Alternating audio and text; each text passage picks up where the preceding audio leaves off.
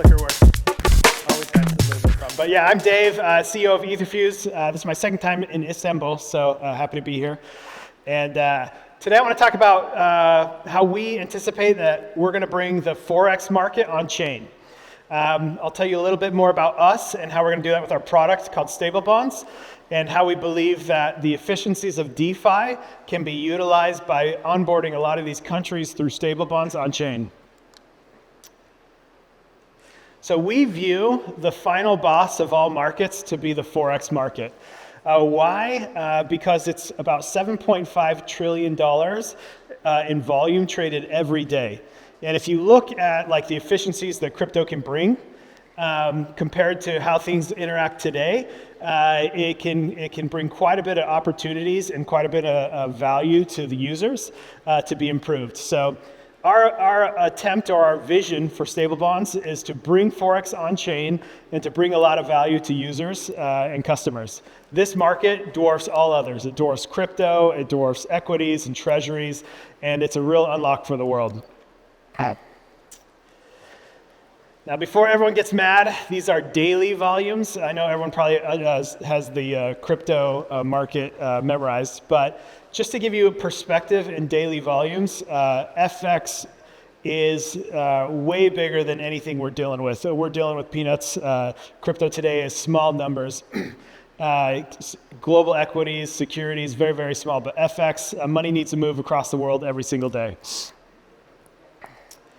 So first, I want to introduce you to our current global currency map. We are a relatively small company for such a big vision, but we do have assets on chain denominated in currencies from Brazil, the US, EU, from Britain, and Mexico. And we have the goal to add all sovereign debt for all nations in the next 2 years.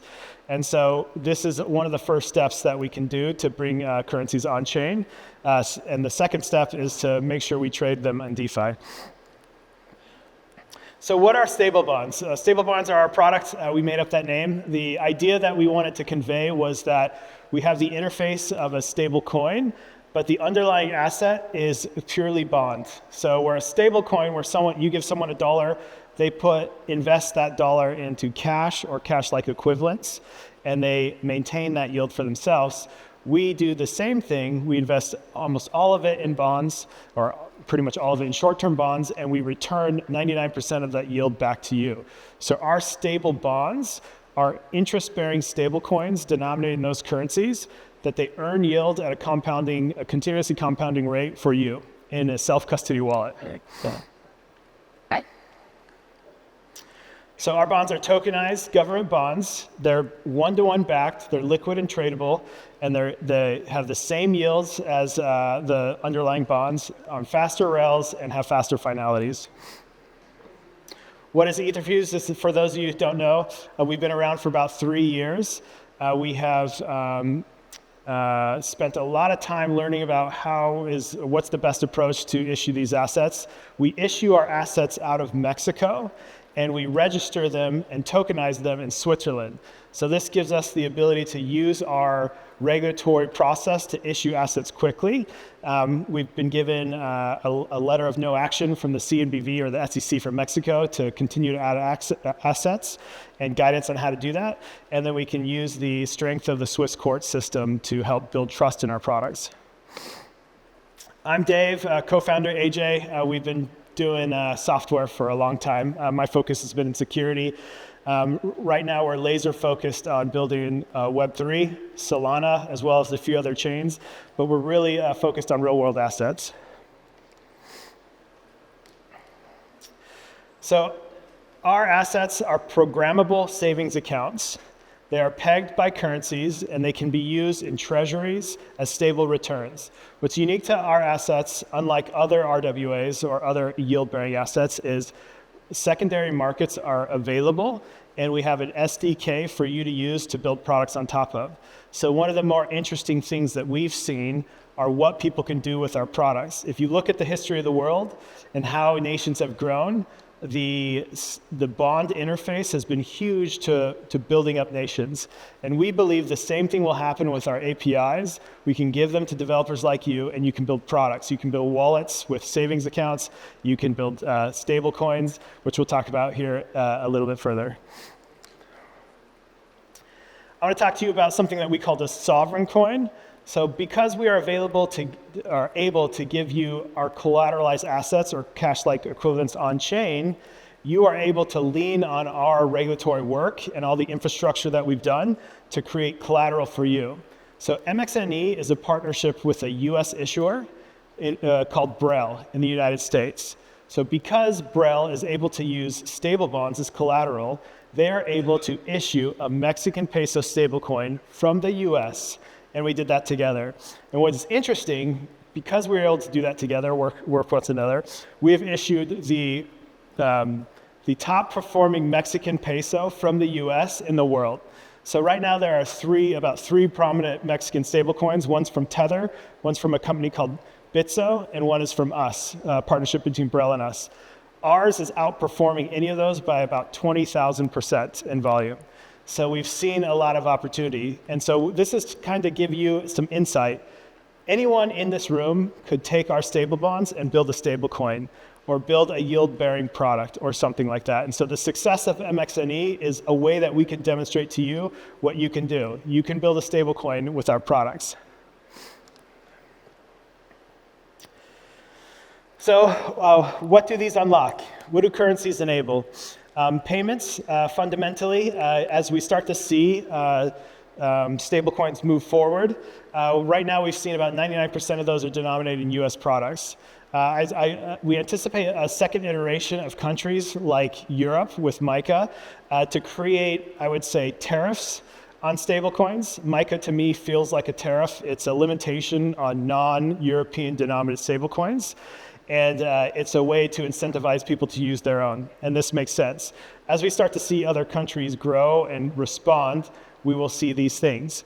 So to have local denominated currencies replace fiat peg stablecoins or fiat even is something that we anticipate. So giving people products in these local communities like Stablebonds is something that we intend to do. And we intend to give them treasury management and real-time payment processing in their local community. So looking at the crypto market for comparison, we can see we have about 75 billion in daily volume. We have a lot of products that are mostly speculation, which is not a bad thing. We don't have real tangible yields. We have speculative yields, which is not a bad thing, but we don't have currency depth. And so far up until this point, it is our perspective that crypto has missed or not really participated in the bond or forex markets until now. The bond market, well, at least the sovereign bond market, it's supported and backed by government debt. It's very stable, it's very deep, it's very liquid.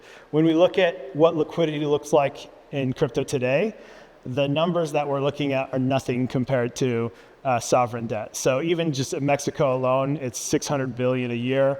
It dwarfs anything we're seeing on any of the applications we use today.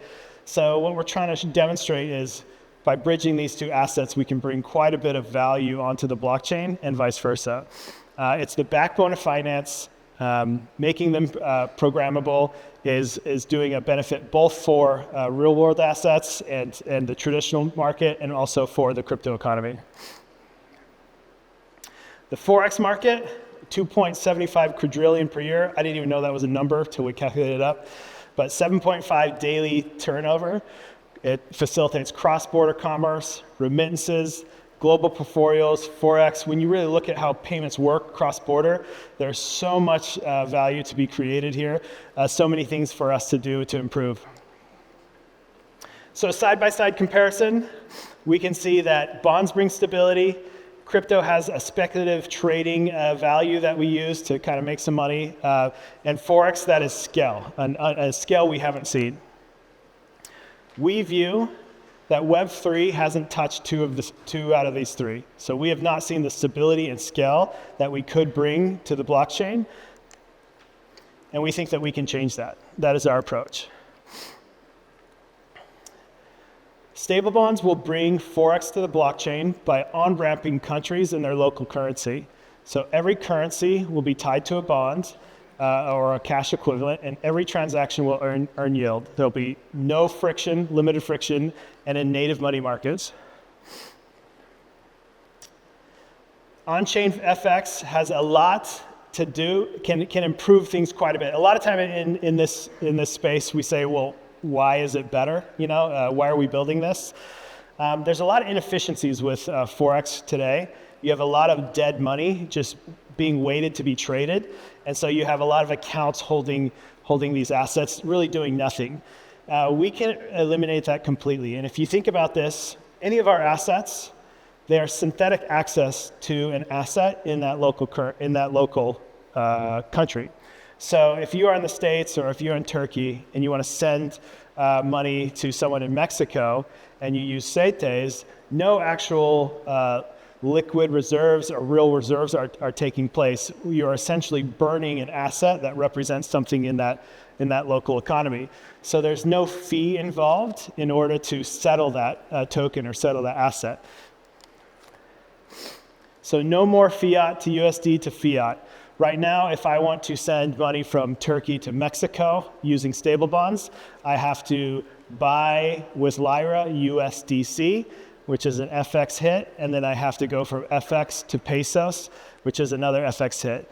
So the more Stablebonds that we bring on chain, we reduce by half the amount of FX hits you have to take as a user. And so final settlement can be very quickly and very cheap. No more idle capital. There's no funds that need to be, no balances that need to be maintained. These are synthetic access that we can mint or burn. Today, on the blockchain, we cannot participate in currency forwarding or currency options. That is until we bring Stablebonds to things like Camino, which we're working on, and Loopscale, which we're working on. So we'll see those happen. You can speculate. Right now, everyone's looking for yield options. It is possible to buy our Mexican product, to short it, and with that buy our US product. So you can get US denominated investments with a little bit of extra juice in the yield from a performance in a different currency. And finally, I think one of our biggest benefits is each one of our Stablebonds comes with a utility, which is free on and off ramps. We are pioneering this with Mexico, coming out in 2 weeks. We will enable you to on-ramp or mint and burn our Mexican products for free. Oh, the video didn't go through. This is a demonstration. You have to check it out. But we're demonstrating that we are able to use the yield and the volume to reduce the fee to on and off ramp funds to a local economy for free. This is a huge change into how much things cost. Today, if you want to move money cross-border in TradFi, it can get you anywhere from 300 to 700 bips. If you want to take the current standard in crypto, it's about 100 bips. We are going to change that to 0.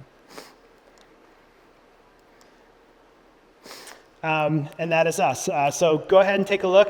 Go to app.etherfuse.com if you want to take a look at some of our options. We do believe that Stablebonds are going to be critical in bringing the Forex market on chain. These are freely transferable assets. We're not building a platform.